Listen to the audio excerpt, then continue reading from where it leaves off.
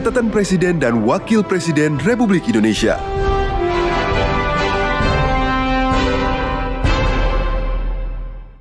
Presiden Prabowo Subianto tegaskan pendidikan sebagai kunci kebangkitan bangsa.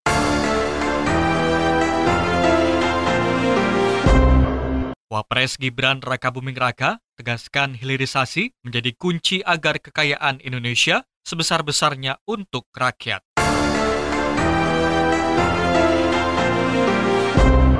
Inilah catatan Presiden dan Wakil Presiden RI dalam menjalankan roda pemerintahan dan kenegaraan pada pekan ini. Bersama saya Hutomo Budi dan Ragil Lestari, inilah catatan Presiden dan Wakil Presiden RI selengkapnya. Catatan Presiden dan Wakil Presiden Republik Indonesia.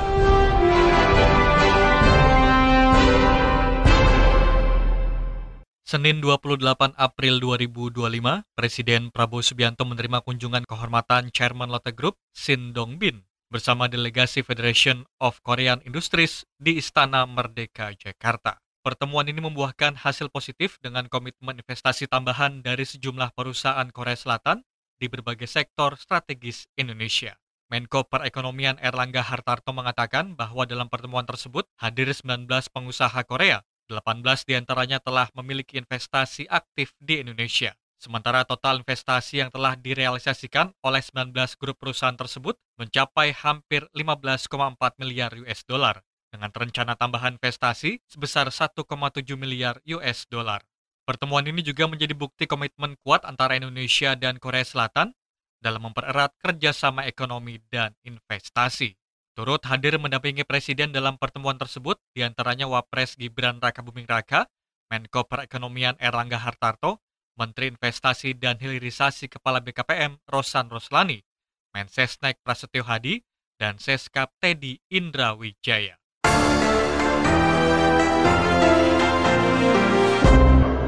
Senin 28 April 2025, Presiden Prabowo Subianto memberikan arahan kepada 1.500 pimpinan BUMN dalam acara Town Hall Danantara Indonesia.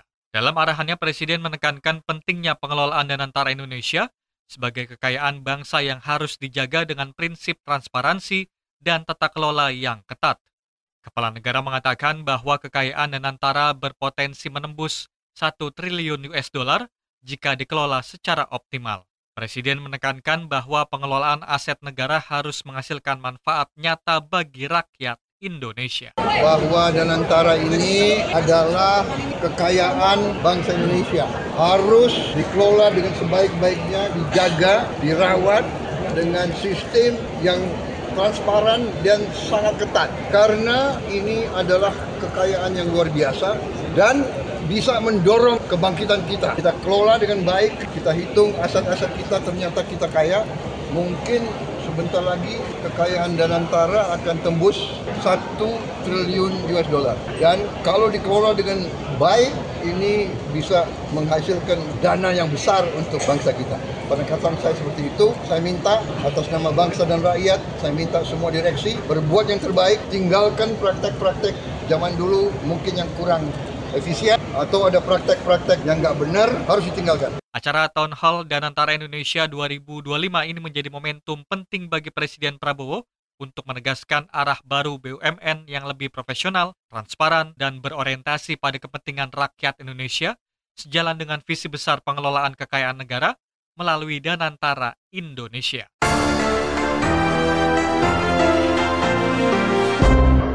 Selasa 29 April 2025.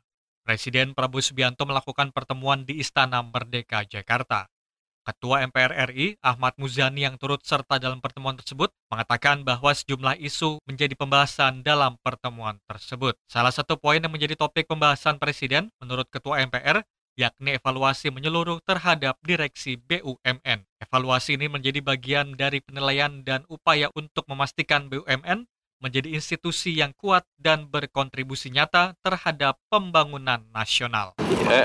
Tadi diomongin sedikit memang tentang beberapa kinerja badan usaha negara. Beliau berharap bisa menjadi sebuah unit usaha negara yang memiliki kekuatan yang cukup tangguh karena di satu sisi penyertaan modal dari negara cukup signifikan nilainya, tapi di sisi lain yang diharapkan masyarakat dari kinerja para penyelenggara di badan usaha milik negara, termasuk yang bergabung dalam dan antara itu bisa memberi andil yang besar bagi perkembangan pembangunan ekonomi di Indonesia, terutama untuk kesejahteraan rakyat dan masyarakat Indonesia. Ahmad Muzani juga mengatakan bahwa dalam pertemuan tersebut juga membahas terkait kelanjutan upaya penanganan warga Palestina yang terdampak konflik, khususnya di wilayah Gaza.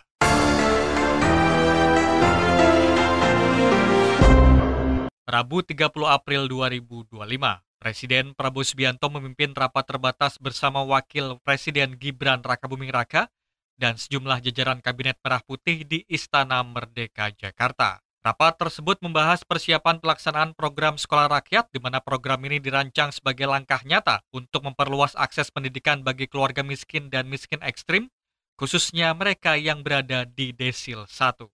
Menteri Sosial Saifullah Yusuf atau Gus Ipul dalam keterangannya usai ratas mengatakan bahwa Presiden meminta agar proses rekrutmen siswa harus benar-benar dilakukan secara selektif dan tepat sasaran. Kami tadi bersama-sama melapor tentang persiapan penyelenggaraan sekolah rakyat yang tadi telah kami sampaikan. Alhamdulillah ya, seluruh laporan yang kami terima akan kami tindak lanjuti sesuai arahan Presiden tentang penyelenggaraan sekolah rakyat tahun ini. Presiden memberikan arahan kepada kami untuk memastikan 53 titik itu bisa diselenggarakan dengan perencanaan yang matang, perencanaannya baik, sehingga nanti benar-benar bisa menjadi satu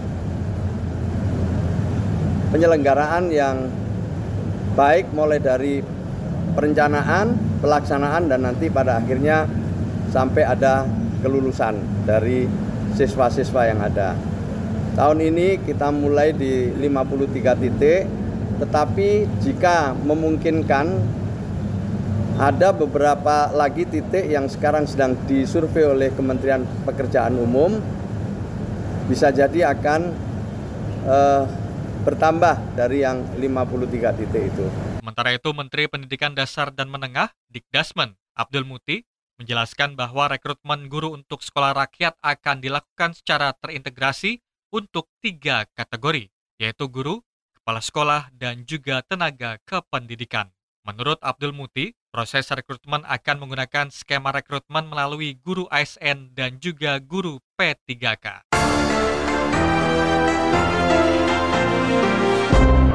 Kamis 1 Mei 2025, Presiden Prabowo Subianto hadir dalam acara peringatan Hari Buruh Internasional tahun 2025 yang diselenggarakan di Monumen Nasional Monas, Jakarta Pusat. Kehadiran Presiden Prabowo Subianto menjadi simbol nyata dukungan pemerintah terhadap perjuangan dan aspirasi kaum pekerja di seluruh Indonesia. Saya akan membentuk segera Dewan Kesejahteraan Buruh Nasional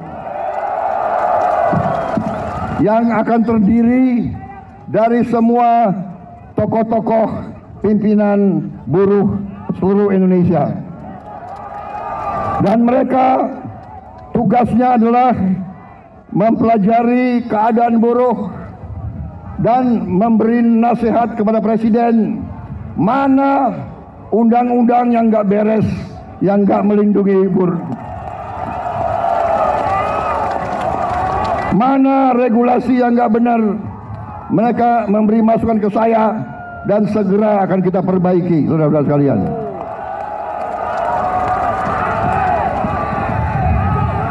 Saudara-saudara sekalian, kita juga atas saran dari pimpinan buruh, atas saran dari Pak Said Iqbal dan Pak Jumbur, kita akan segera membentuk Satuan Tugas PHK. Kita tidak akan membiarkan rakyat kita tidak akan biarkan pekerja-pekerja di PHK-kan seenaknya.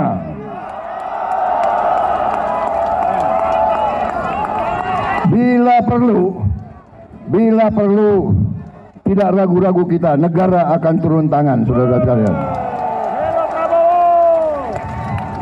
Presiden juga menyampaikan terus bertekad untuk berusaha menghilangkan korupsi dari bumi Indonesia. Kepala negara menegaskan dirinya mendukung undang-undang perampasan aset yang menjadi salah satu tuntutan para buruh dan pekerja pada momentum ini.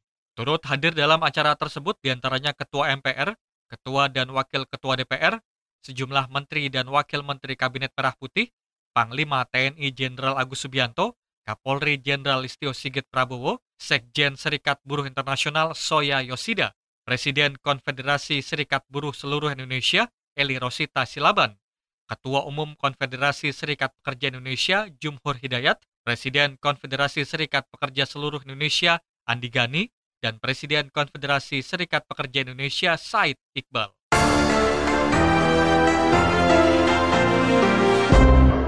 Jumat 2 Mei 2025, Presiden Prabowo Subianto hadiri perayaan Hari Pendidikan Nasional 2025 di SDN Cimahpar 5, Kota Bogor, Jawa Barat. Kepala negara menegaskan bahwa pendidikan adalah kunci utama dalam menentukan masa depan bangsa. Dalam sambutannya di peringatan Hari Pendidikan Nasional tahun 2025 dan peluncuran program Hasil Terbaik Cepat PHTC, Presiden menyampaikan pentingnya menjadikan pendidikan sebagai prioritas mutlak dalam pembangunan nasional. Presiden menyebutkan bahwa tidak ada negara yang bisa mencapai kesejahteraan dan kemajuan tanpa pendidikan yang bermutu. Untuk memperingati Hari Pendidikan Nasional 2025 pada tanggal 2 Mei saat ini, kita mengerti semuanya bahwa pendidikan adalah jalan yang sangat menentukan bagi suatu kebangkitan, bagi kebangkitan suatu bangsa dan negara. Tidak mungkin kita menjadi negara sejahtera, tidak mungkin kita menjadi negara maju kalau pendidikan kita tidak baik, pendidikan kita tidak berhasil. Pemerintah Republik Indonesia secara beruntun dari pemerintah ke pemerintah, dari masa ke masa selalu menempatkan pendidikan sebagai hal yang paling utama. Seluruh elit bangsa menyadari hal ini dan menggariskan strategi pembangunan bangsa yang sudah baik dan sudah benar. Dibandingkan beberapa negara lain, negara kita menempatkan pendidikan sebagai yang teratas dalam APBN, dalam anggaran pembiayaan dan belanja negara. Pendidikan yang paling pertama. Kalau tidak salah, APBN sekarang ini mungkin yang tertinggi selama sejarah Republik. Di atas mungkin 22%. Kita bandingkan dengan negara lain, negara India yang utama nomor 1 adalah pertahanan. Presiden juga mengajak seluruh pihak untuk menggunakan masa ini sebagai momentum emas membangun negeri melalui pendidikan. Kepala negara yakin dengan pengelolaan manajemen yang baik, seluruh kepentingan rakyat dapat terpenuhi.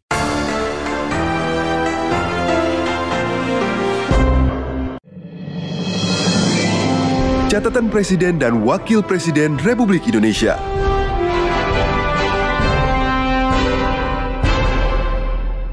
Wakil Presiden dalam tayangan di Instagram Gibran Rakabuming Raka memberikan pernyataan monolog terkait dengan hilirisasi. Menurut Wapres Gibran, Indonesia kaya sumber daya alam dari mulai nikel, timah, hingga kelapa dan rumput laut. Tapi menjadi kaya sumber daya alam saja tidak cukup. Harus ada hilirisasi yang merupakan kunci agar kekayaan ini bisa memberikan nilai tambah sebesar-besarnya untuk rakyat. Bukan hanya untuk ekspor bahan mentah, tapi juga untuk membuka lapangan kerja, menguatkan UMKM, meningkatkan pendapatan daerah, dan menghadirkan keadilan ekonomi dari desa sampai kota.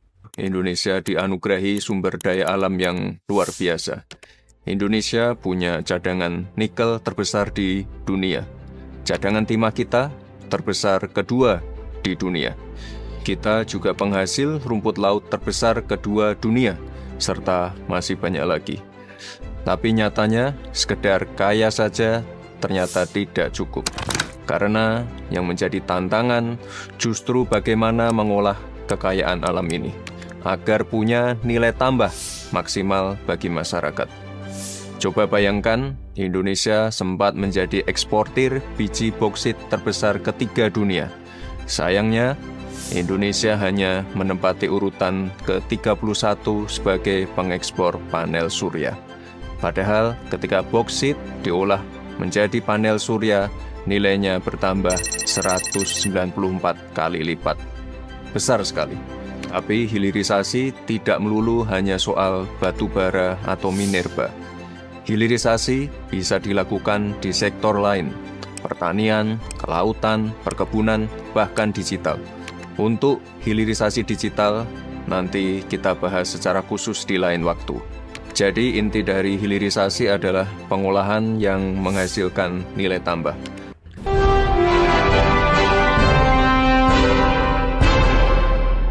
Wakil Presiden Gibran Rakabuming Raka menerima audensi Himpunan Ekonomi Bisnis Pesantren atau Happy Trend di kantor Wapres, Jalan Medan Merdeka Utara, Jakarta Pusat, Selasa 29 April 2025. Dalam pertemuan tersebut, Wapres mengapresiasi langkah Happy Trend dalam mempercepat penguatan ekonomi melalui unit-unit usaha di lingkungan pondok pesantren.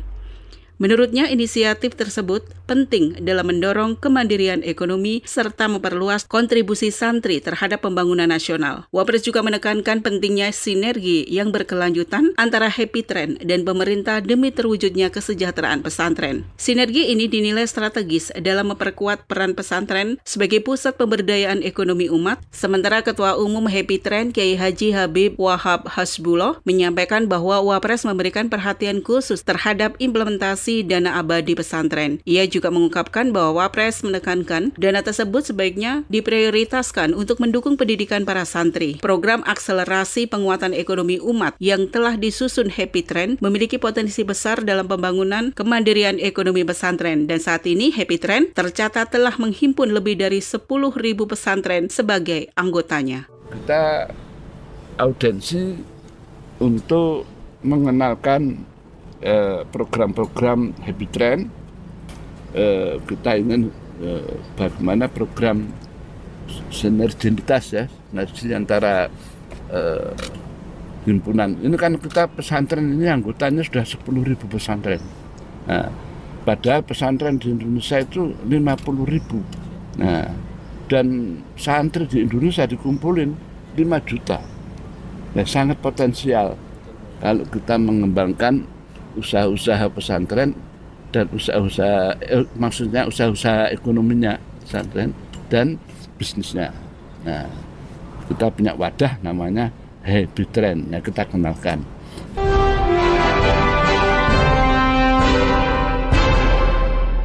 30 April 2025, Wakil Presiden Gibran Rakabuming Raka menegaskan pentingnya hilirisasi sektor kelautan dan perikanan sebagai strategi utama dalam meningkatkan kesejahteraan masyarakat pesisir dan memperkuat daya saing produk laut Indonesia di pasar global. Dalam video tersebut, ia mengungkapkan bahwa sebagai negara kepulauan terbesar di dunia dengan garis pantai sepanjang 108.000 km, Indonesia memiliki potensi besar yang belum dimanfaatkan secara optimal. Hal ini disampaikan Wapres Gibran melalui video berjudul Dari Pesisir ke Dunia, Saatnya Produk Laut Indonesia Naik Kelas yang diunggah di akun YouTube pribadinya. Indonesia adalah negara kepulauan terbesar di dunia.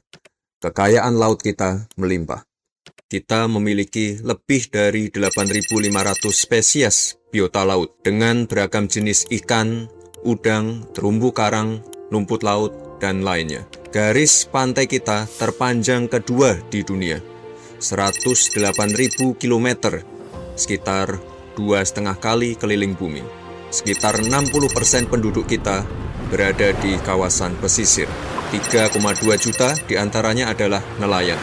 2,1 juta diantaranya adalah pembudidaya. 22.000 diantaranya adalah petambak garam. Artinya, laut kita tidak hanya kaya, tapi juga menjadi penopang kehidupan.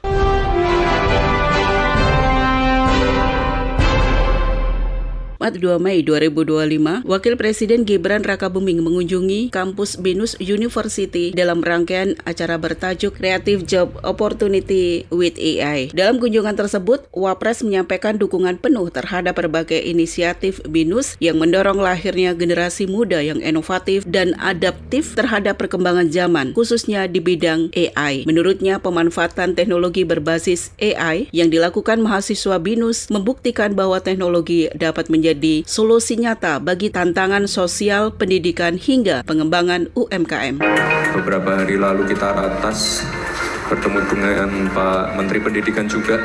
Nanti di tahun ajaran baru kita mulai memasukkan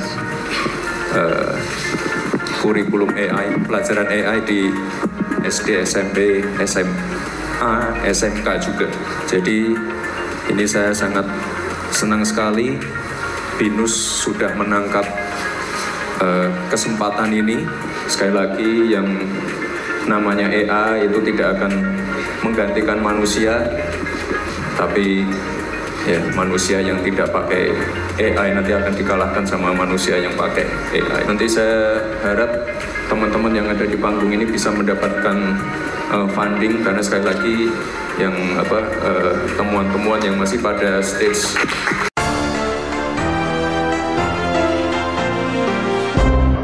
Demikian catatan Presiden dan Wakil Presiden RI pada pekan ini. Saya Hutama Budi bersama Ragil Lestari dan tim liputan melaporkan. Catatan Presiden dan Wakil Presiden Republik Indonesia.